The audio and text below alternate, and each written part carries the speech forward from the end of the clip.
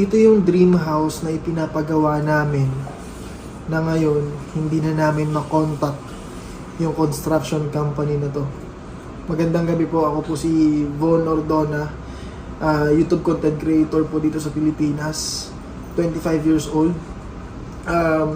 Nagpapagawa po kami ng dream house namin doon sa may Talisay, Batangas, sa ML Builders.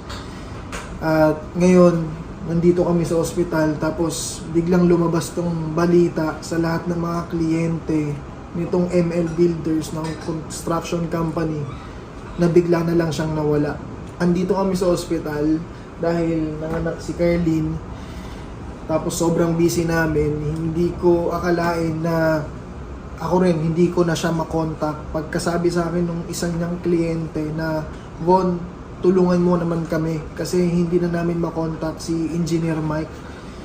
Ngayon, sinubukan ko rin siyang kontakin pero cannot be reached na siya. Ang sabi ng isa niyang kliyente, umalis po sila ng biglaan, saying na lilipat daw sila ng office. They trashed our place and let us with outstanding balance. To be honest, I don't think they want to be found. Yan yung sabi ng pinag-iistihan nitong ni Engineer Mike. Ginawa ko tong video na to para manawagan sa'yo. Alam kong hirap na namin ikaw makontak. Kahit mga kaibigan mo, kahit mga katrabaho mo, mga empleyado mo, iniwan mo na sa ere.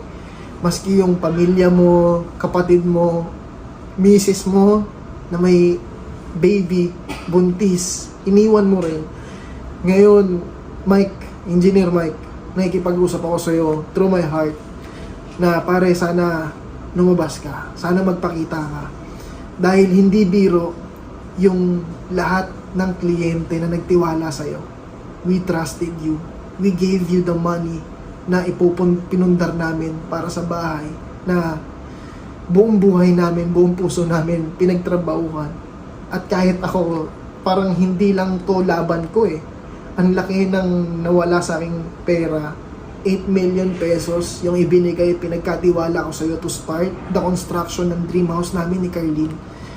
Ngayon, hindi lang pala sa akin, hindi lang pera ko yung nawawala, hindi lang yung house namin yung titigil at ihinto yung construction. Sobrang dami mo pang mga ongoing projects na bigla mo na lang silang iniwan, bigla mo na lang silang hindi ka na makontak. Wala na silang kasiguraduhan kung pinapasahod mo pa, kung binibigyan mo pa ng sahod yung mga trabahador mo dun sa mga site na mga lupa nila. Ngayon, nakikiusap ako sa iyo, Engineer Mike, na sana magpakita ka until Monday.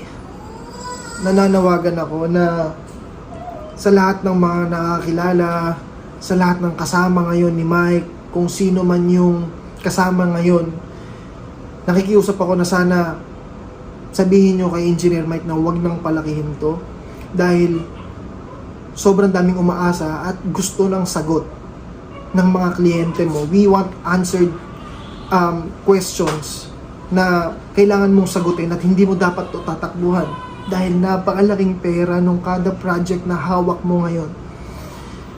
Engineer Mike, na sinasabi ko ulit na huwag mong takbuhan to. Sana makipag-contact ka sa amin, mag-activate ka ulit ng Facebook page mo.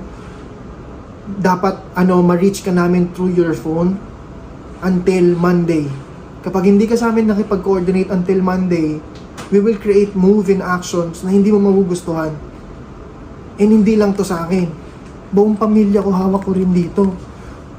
Pangarap namin na bahay, yung ipinagtiwala namin sa'yo. At hindi ako nag-iisa. Napakadami naming kliyente, project na ipinagkatiwala sa'yo. Kaya sana, kahit ngayon lang, pare, maniwala ka na wag ka nang sumisid pa sang malalim sa karagatan. Wag ka nang sumisid ng malalim sa problema, pre. Huminga ka, magpakita ka, lumitaw ka. Para sa'yo to. Nananawagan ulit ako sa'yo, Engineer Mike, at sa lahat ng mga tao, awareness sa lahat to, na kung meron kayong ongoing na mga transactions with Engineer Mike, that is the guy. Kontakin nyo po ako, personal nyo akong kontakin. gumawa po kami ng group chat. Lahat ng mga tao na umasa at naniwala sa tao na to, na ngayon, iniwan niya na lang kami sa ere. Hindi namin alam. Maski ako na lululungkot ako sa decision making ko, sa totoo lang. Kasi pinagkatiwala ko sa yung bahay, na pangarap namin, na pinundar namin ng ilang taon na ako nagtrabaho for this.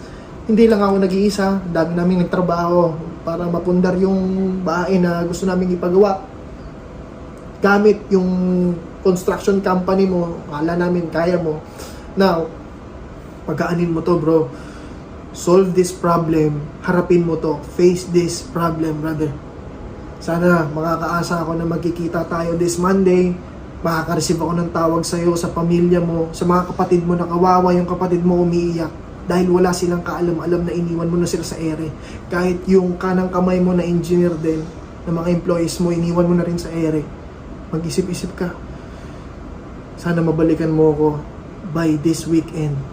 Makipag-usap ka sa amin, makipag-ugnayan ka sa amin para hindi na lumaki to.